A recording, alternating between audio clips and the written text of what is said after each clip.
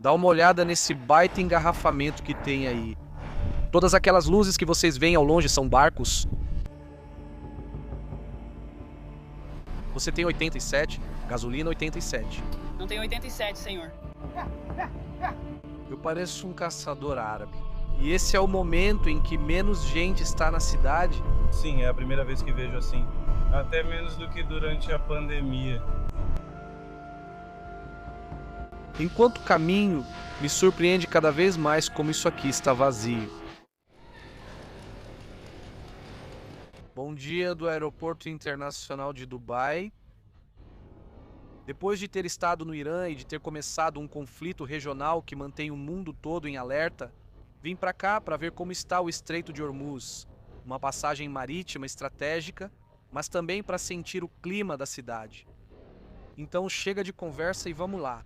4 semanas após minha visita ao Irã, após os maiores protestos em anos, o Estreito de Hormuz virou o epicentro de um choque geopolítico inédito. Em 28 de fevereiro de 2026, forças combinadas dos Estados Unidos e de Israel lançaram uma campanha em grande escala com cerca de 900 bombardeios em 12 horas. Os ataques foram direcionados à infraestrutura nuclear, naval, silos de mísseis e à cúpula iraniana, culminando no assassinato do líder supremo Ali Khamenei, que seria sucedido por seu filho, Mojtaba.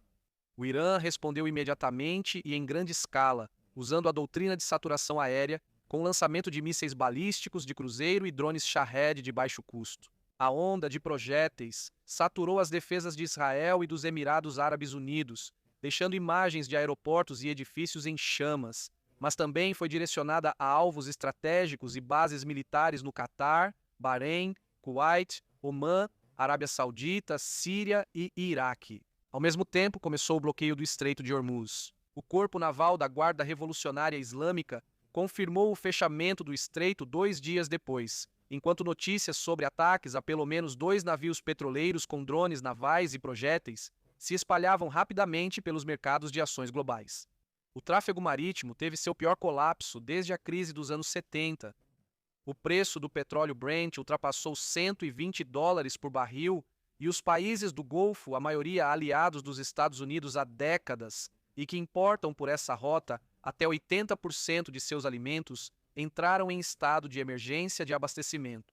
Nos Emirados, onde a maioria dos projéteis iranianos foi direcionada, mais até do que contra Israel, o conflito afetou principalmente o turismo. Depois de encerrar 2025 com números recordes de chegadas, com quase 20 milhões de turistas anuais, a paralisação dos voos e a percepção de insegurança fizeram com que a ocupação hoteleira caísse de 80% para 20%, e as chegadas caíram de 2 milhões para 450 mil. Em 8 de abril, após semanas de hostilidades, foi acordado um cessar-fogo temporário entre Irã e Estados Unidos, que mantém o conflito em uma fase de tenso impasse, onde ataques seletivos, abordagens de embarcações e ameaças cruzadas continuaram. Neste vídeo, revisamos a importância do Estreito de Hormuz, ao mesmo tempo em que percorremos as terras desérticas dos Emirados, tentando entender de perto como essa crise influencia o nosso dia a dia.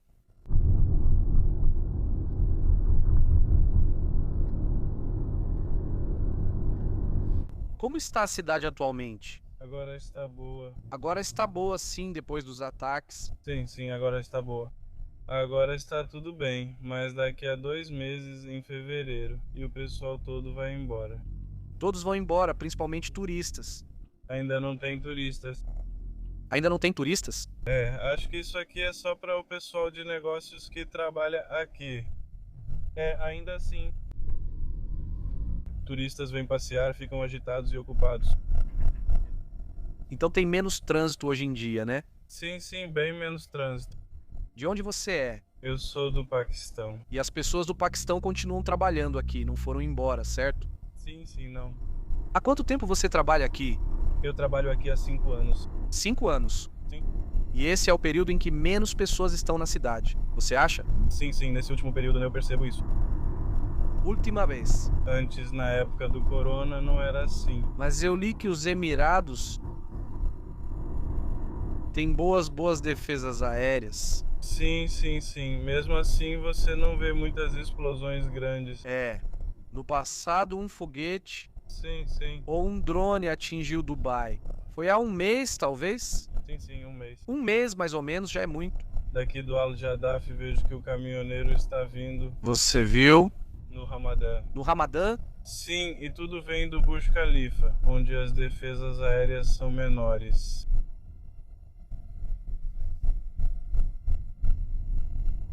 Porque está vindo de uma vez só, tipo, talvez 10 ou 15.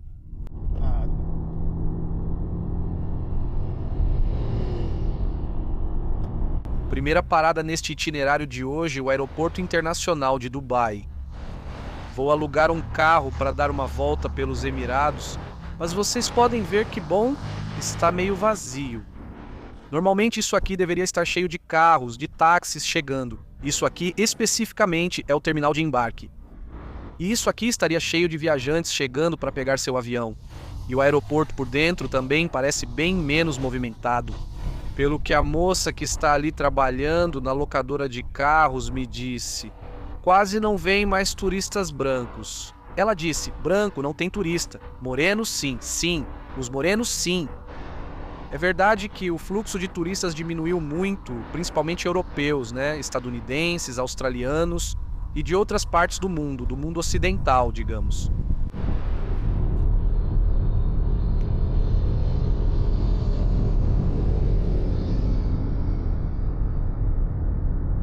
Depois de séculos em que os Emirados basearam sua economia em uma economia de subsistência, nas pérolas e na pesca, chegaram as décadas dos petrodólares. Aqui foi encontrado petróleo, como muitos sabem, e nesta região do Golfo Pérsico e em outros países também, e a injeção de dinheiro foi espetacular. Eles passaram de tribos nômades que viviam no deserto para construir edifícios gigantes, enormes massas de concreto e vidro que floresceram como uma verdadeira selva de asfalto no meio da areia. Após décadas focados no negócio do petróleo, há alguns anos, os dirigentes dos Emirados, os cheques, decidiram apostar em uma diversificação extrema da economia. Isso incluía setores como a tecnologia, além de uma aposta massiva na logística para servir de ponte de negócios entre os continentes, europeus, africanos e asiáticos, e também no turismo. Neste momento, enquanto estou gravando este vídeo, em meados de maio, especificamente no dia 14 de maio, a cidade está passando por uma espécie de transição. A parte mais difícil dos ataques, por assim dizer, entrou em pausa, mas ainda não se recuperou aquela confiança internacional. Mais do que tudo, porque o Estreito de Hormuz, para onde estou indo agora, continua em uma espécie de bloqueio técnico. E segundo os especialistas, apesar de a situação já ter se acalmado, é verdade que vai demorar para o fluxo de turistas que existia antes do conflito se recuperar. E se a paz e a diminuição das tensões forem confirmadas, no cenário mais otimista, a recuperação parcial e o aumento de turistas começariam apenas no terceiro ou quarto trimestre do ano com o inverno.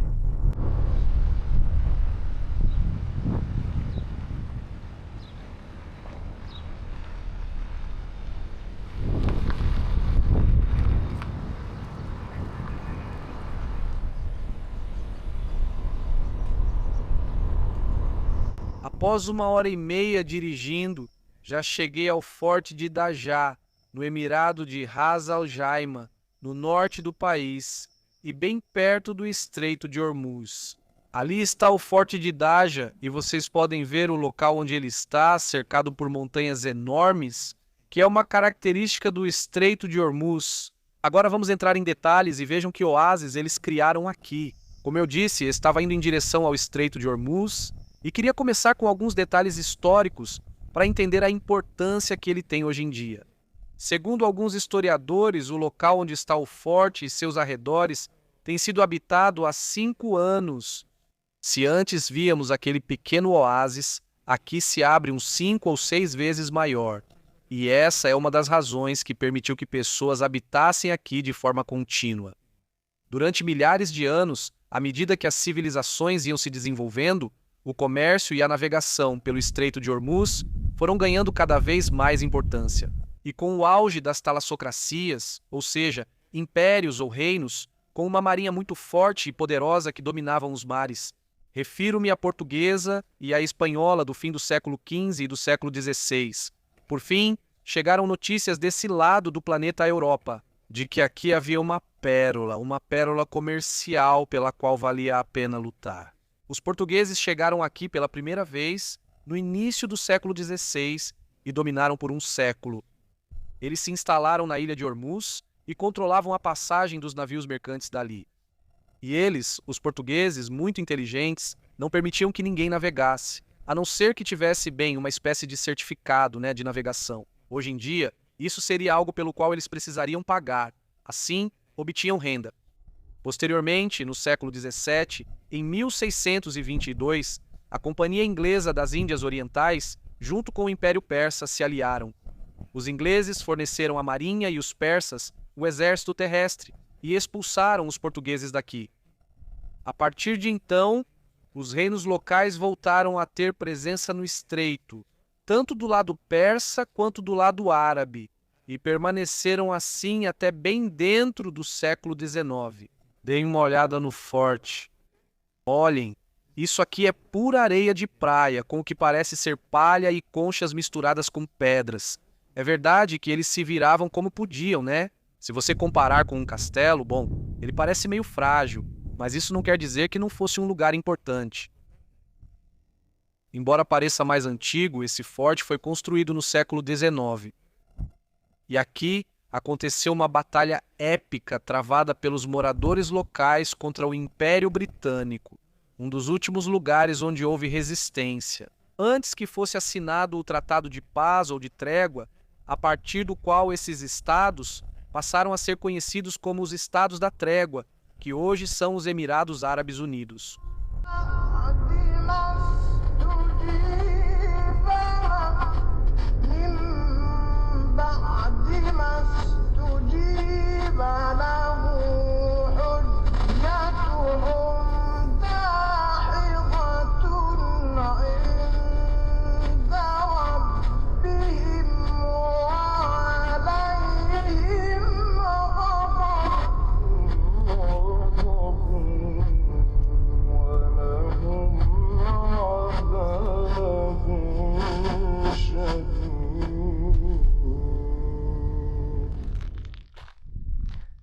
Pois é, fiquei decepcionado. Eu queria entrar nas montanhas até um mirante que fica perto da fronteira com o Omã. Havia um policial parado na estrada bloqueada e ele me mandou dar a volta. E foi isso que eu fiz. Atrás dessas montanhas, a apenas 4 ou 5 quilômetros em linha reta, fica Omã. Queria vir aqui para mostrar como é a geografia e a natureza da ponta do Estreito de Ormuz. Assim. Montanhas de pedra enormes. Se em Dubai estamos ao nível do mar, aqui as montanhas, algumas, as mais altas, se erguem acima dos 2.000 metros. Quando perguntei ao policial por que a estrada estava fechada, se era por causa da situação atual, ele me disse: "Yes, brother, sim, irmão. Até aqui. Não dá para subir mais mesmo sendo atração turística." Para vocês terem uma ideia, antes de começar a fase quente do conflito, passavam por aqui entre 120 e 170 navios por dia. Hoje em dia, com sorte, passam 10 no máximo. E os que passam, muitas vezes, desligam o sistema de rastreamento, apagam as luzes, porque é muito arriscado. Dos navios que conseguem passar atualmente, calcula-se que o que teve mais sucesso é a China, que tem uma frota enorme e também, se beneficia das relações comerciais com o Irã e tem uma taxa de sucesso de 20%. Esse bloqueio e essa sensação de insegurança fizeram com que o prêmio de risco das seguradoras que asseguram os navios aumentasse até 4.000%. Passou de ser 0,25% do valor do navio para 10% nos momentos mais tensos. Agora está entre 4% e 6%. Valor válido por poucos dias, pois a situação muda semanalmente. Isso fez com que atualmente haja cerca de 2.000 navios e 20.000 marinheiros presos no Golfo Pérsico, sem poder se mover, esperando a situação se acalmar.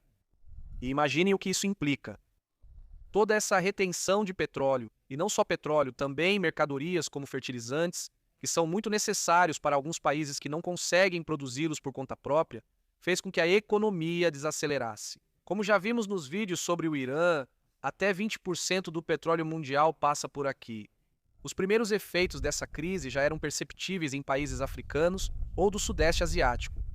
Em resposta ao bloqueio iraniano em Hormuz, o governo Trump anunciou um contrabloqueio naval em 1º de maio, visando sufocar as exportações de petróleo de Teherã pelos principais portos do Golfo.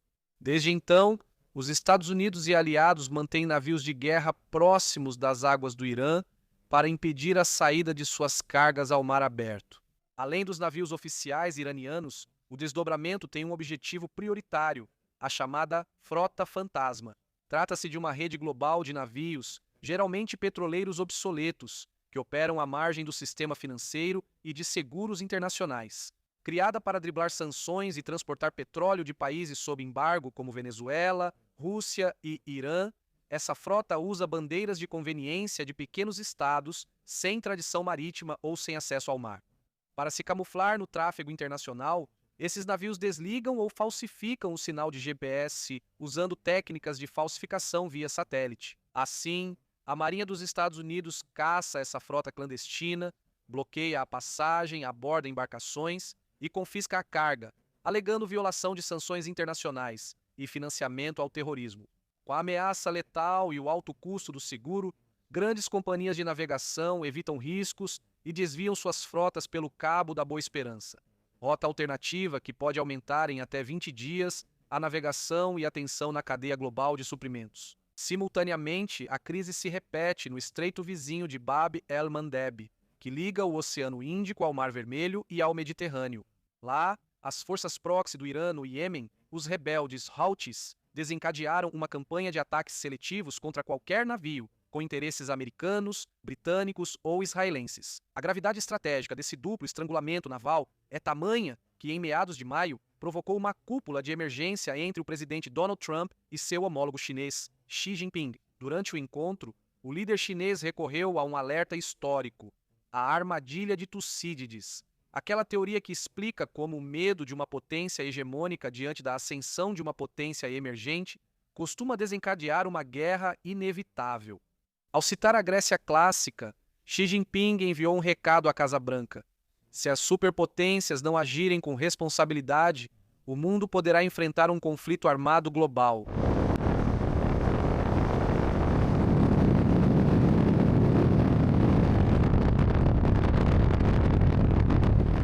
Uma breve parada técnica antes do próximo ponto no itinerário. Vamos abastecer o carro. Este posto de gasolina pertence à ADNOC, Companhia Nacional de Petróleo de Abu Dhabi, que é a mais presente em todos os Emirados. Tenho interesse em saber qual é o preço do petróleo, quer dizer, da gasolina aqui. Não acho que seja muito caro. Olá, senhor. Com licença, tem gasolina 87? Não temos 87, senhor. Só 91, 95, 98. Tudo bem, obrigado. Pois aqui está, 13,48 o litro. Eu imaginava que fosse bem mais barato. 30 litros, 100 dirhams. Que dá mais ou menos uns 25 euros, um pouco menos, 20, 25 euros. Claro, eu imaginava que ia ser baratinho, tipo 20 centavos o litro, mas não. Não, está quase 1 euro.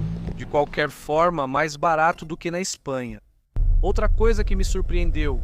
Não sei de onde vocês me assistem, mas na Espanha temos gasolina de 95 e 98 octanas. Aqui agora eles têm 91. E no local de aluguel de carros me disseram que eu posso colocar até 87.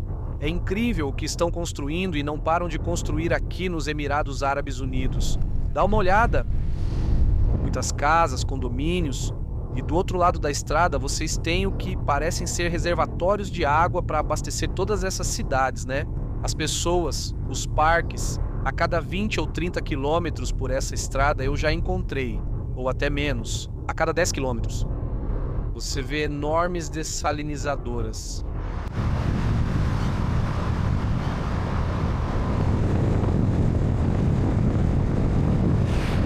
Agora, antes de continuar essa jornada pelos Emirados Árabes Unidos, eu vim a um parque de aventura chamado de Falcoaria, que fica dentro de um hotel de luxo do Carlton Hills.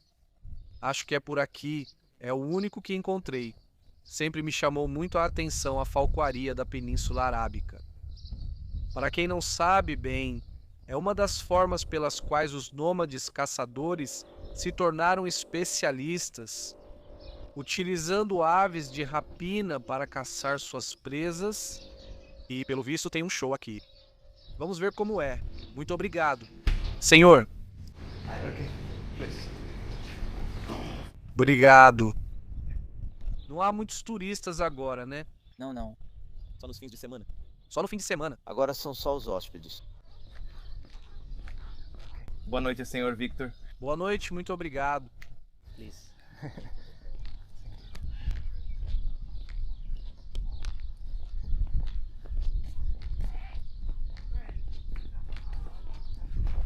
Você está pronto?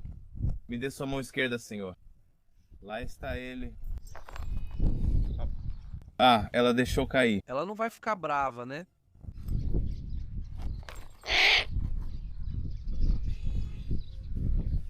Ela caça à noite ou também durante o dia? Ótima pergunta. Esse cavalheiro quis saber qual o horário de caça da Ashley, já que muitos ouvimos, quando crianças, que corujas são totalmente noturnas. Elas caçam à noite, mas isso nem sempre é verdade. Existem cerca de 200 tipos de corujas, com 3 horários de atividade diferentes. Como saber o horário? E ao mesmo tempo, elas têm 3 cores de olhos diferentes e podemos saber o horário olhando para a cor dos olhos delas. Ashley tem olhos laranja, indicando que é uma coruja crepuscular. Caça ao amanhecer e entardecer, descansando à tarde e noite. Deseja devolvê-la? Sim, como eu faço isso? Apenas aponte ela para o poleiro e depois empurre. Muito bem, senhor. Muito obrigado. Obrigado. Desculpe por te fazer esperar. Você gosta do nome dele? Quem tem o melhor nome, Ashley ou Zeus? Zeus é um nome muito bom. É, ele é sim. Obrigado. Lindo. Águias, não com as corujas, mas com águias, falcões e provendo para si e sua família.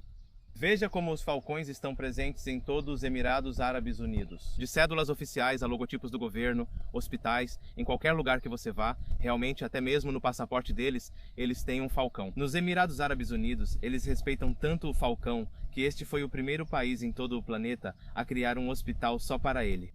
O Hospital de Falcões Abu Domini foi fundado entre os anos 1980 e 1990. Foi também o primeiro país com passaporte exclusivo para falcões. Sim?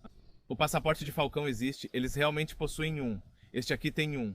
Para enviar esse falcão para outro país, seria preciso transportá-lo de avião. É só por causa do respeito por essa ave. O respeito vem de muitos anos atrás. Bem, há mais de 2000 anos atrás, no Oriente Médio, quando não havia nada além de deserto frio aqui, as pessoas começaram. Os pinguins locais passaram a trabalhar com essa criatura para sobreviver.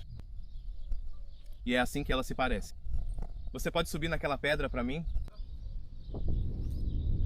E ele pode simplesmente começar a me andar por aí como uma galinha. É mesmo? Qual é a sua decisão hoje?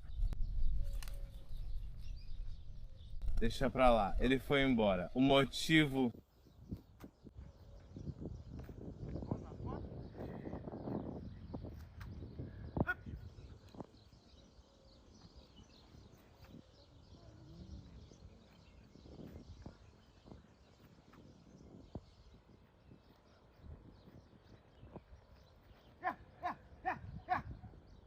Já passou.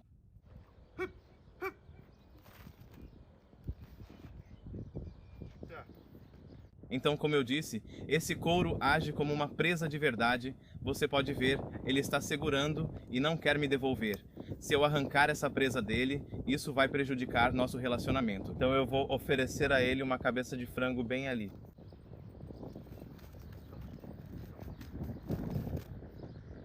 Por causa daquela cabeça de frango, ele largou completamente a presa. Quanto pode custar um desses se for muito exclusivo? Porque eu ouvi dizer que talvez milhões, né? 100%. Aqui nos Emirados. 100%. Agora, existem diferenças entre as espécies de falcão. No entanto, o falcão mais caro é o falcão sagrado, que é um dos falcões com a aparência mais dourada que você pode ver. No entanto, eles não estão entre os mais caros. O falcão mais caro de todo o planeta é o falcão totalmente branco, que não tem nenhuma outra cor além do branco, e é o falcão gir, que também é grande. E esse falcão pode ser vendido por milhões. Milhões. Um príncipe na Arábia Saudita comprou um falcão de um cara local aqui por cerca de 20 milhões de dirhams. E assim termina o show com um falcão nas minhas mãos. Olhem que animal maravilhoso. Eu pareço um caçador árabe agora. Foi muito bom te conhecer. Boa sorte, tchau. Quem diria que eu iria acabar hoje em um hotel de super luxo vendo os falcões e as aves de rapina? É gigante. Isso aqui é só a sessão de aventura, que tem arco e flecha, uma pracinha para crianças, né? E o que acabamos de ver. Mas olha só, tem até... O que é aquilo? Parecem gazelas. Bom, cabritinhos aqui do deserto. Vocês viram? Tinha muita gente no show. Ou seja, o luxo não descansa. Para o luxo, né, os conflitos não fazem diferença.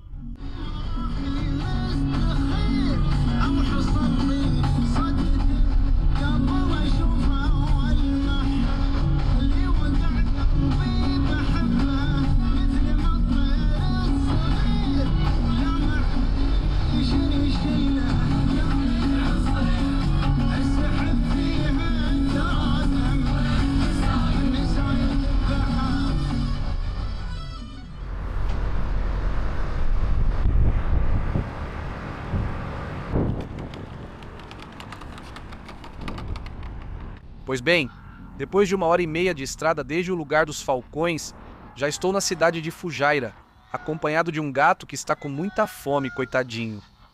Eu não tenho nada, amigo. Se comecei o dia na parte mais ocidental deste estreito, agora quis terminá-lo na parte mais oriental. E a razão é muito simples. Aqui em Fujairah, como se os cheques dos Emirados soubessem do risco de ter tudo do lado fechado do Golfo Pérsico. Eles construíram e desenvolveram a cidade portuária de Fujairah. Aquelas luzes brancas que vocês veem lá no fundo são o começo de um enorme território dedicado ao porto e à logística. Dessa forma, ao construí-lo nesta margem, eles evitam ficar presos dentro do Golfo e têm uma saída natural para o Oceano Índico, bem como para o resto do mundo. Além disso, embora neste momento haja uma trégua, recentemente, há apenas 3 ou 4 dias, se não me engano, houve um ataque neste centro logístico e neste porto de Fujairah. Por aqui o GPS, como vocês podem imaginar, funciona um pouco mal e dá para ver um ou outro helicóptero militar patrulhando. E se aquilo ali eu disse que é o porto, dá uma olhada no baita engarrafamento que tem. Todas aquelas luzes que vocês veem ao longe de cor alaranjada, amarela e branca são barcos. Cargueiros, petroleiros, barcos de todo tipo esperando que a passagem pelo estreito volte a ser viável. As luzes se perdem no horizonte. Outro ponto importante é que, além dos barcos, enquanto eu vinha pela estrada até aqui, até Fujairah, se eu não encontrei 50 quilômetros de congestionamento de caminhões transportando contêineres e outras coisas, não encontrei nenhum. É um exagero. Imagino que isso tem a ver com o porto de Fujairah e sua logística, mas também com essa situação de bloqueio que existe atualmente. 50 quilômetros de caminhões carregando contêineres da Maersk, pós-graduação Hapag-Lloyd, Cóstico, contêineres chineses também. O que significa que, de alguma forma, é preciso dar vazão a essas mercadorias. Bem, daqui, sendo testemunha da situação que mantém a economia mundial em suspense, vou voltar para Dubai e encerro o dia de hoje.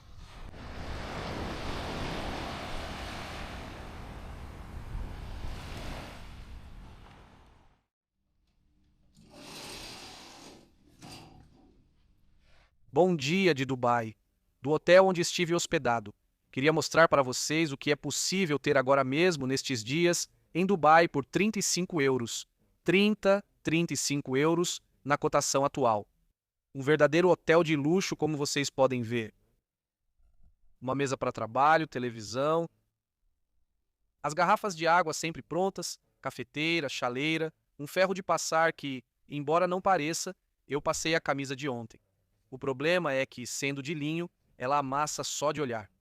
Enfim, vocês têm tábua de passar, roupão e tudo mais que imaginarem. cofre, secador, aqui um tapete para rezar se vocês forem muçulmanos. E este é o banheiro. Um banheiro completo com seu chuveiro, seu vaso sanitário, escova de dentes, kit de higiene pessoal. Esse valor já inclui café da manhã e hotel, só para vocês terem uma ideia. Tem piscina, academia, spa também, embora o spa eu acho que seja pago à parte, mas a academia e a piscina estão incluídas no preço. Só para vocês terem uma ideia da diferença de preço que essa situação causou. Esse hotel, na alta temporada ou com ocupação máxima, pode facilmente chegar a custar 100 euros ou mais na cotação atual. É verdade que não estou no centro da cidade, mas também não estou muito longe nos arredores.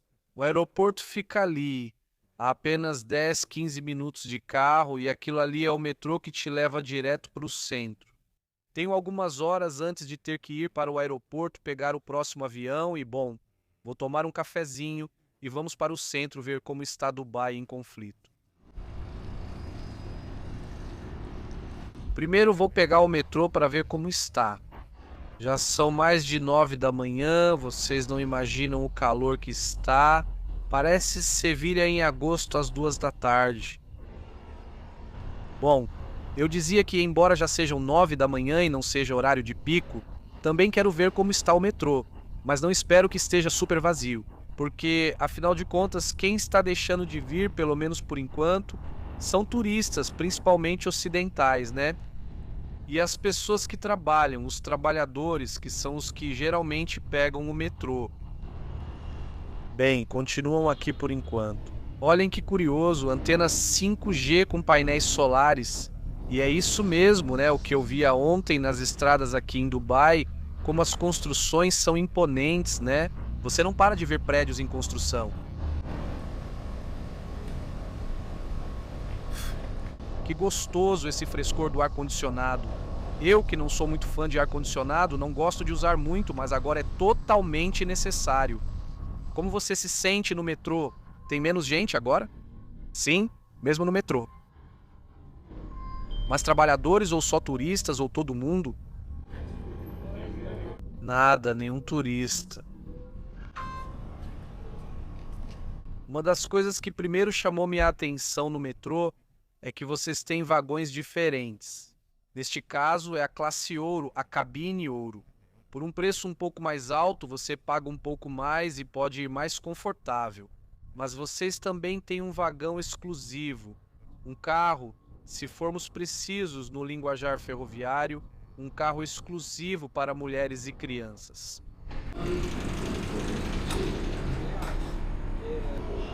Este é o que eu falei, só para mulheres. E assim é como o resto do metrô se parece. المحطة الأخيرة لهذا القطار هي EN. المحطة القادمة هي. O metrô está vazio. Olha, diferente de como eu conheço de outras vezes que estive aqui, que estava lotado. Mas claro, esse é um ramal, ou seja, é uma linha menor, não é a do centro. Agora vamos ver.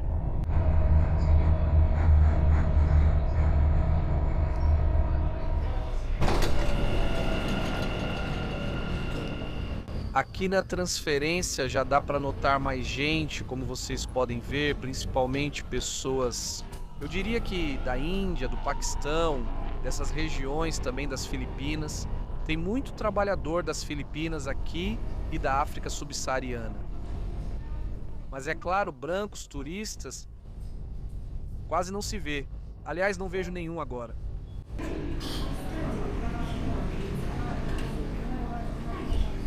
Vamos ter que entrar empurrando, apertados. Olha só como o metrô está lotado.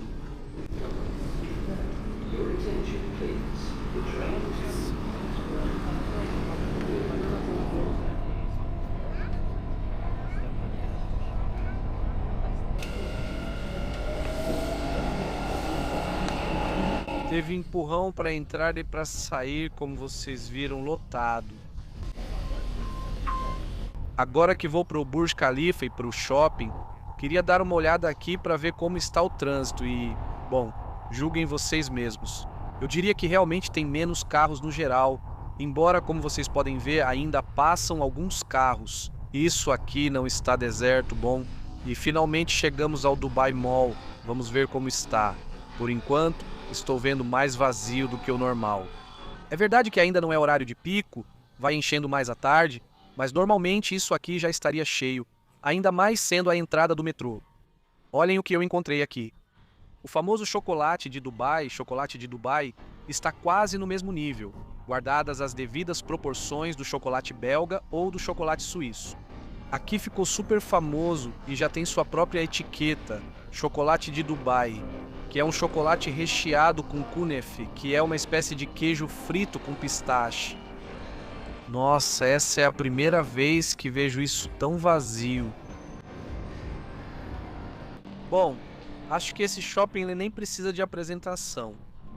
Quem conhece um pouco de Dubai já sabe, com certeza, é enorme. Tem todo tipo de loja de luxo, lojas normais também, de tecnologia, restaurantes, inclusive restaurantes de luxo. Tem tipo uma espécie de milha de ouro, né? Até mesmo dentro do próprio shopping, só por ser o shopping. Tem até pinguins aqui em uma espécie de aquário que eles têm. E, bom, é um aquário gigante de vários andares de altura, que tem tubarões, arraias, sei lá, todo tipo de peixe. A verdade é que quando você vê pela primeira vez, fica impressionado. E te faz pensar e você diz, como é que esse aquário está em um shopping? Bom, coisas curiosas de Dubai. Vocês têm esqueletos até de brontossauro, ou pelo menos parece. E eu quase esqueci. Também tem pista de patinação no gelo. Conforme passeio, realmente me surpreende como isso aqui está vazio. Porque até nas cafeterias você pensa, bom, tudo bem, talvez as pessoas não vão às lojas às 10 da manhã, mas pelo menos vão tomar um café, vão tomar café da manhã, né? E depois dão uma voltinha por aqui, até mesmo o pessoal local, eu diria. Mas nada, né? Está super vazio.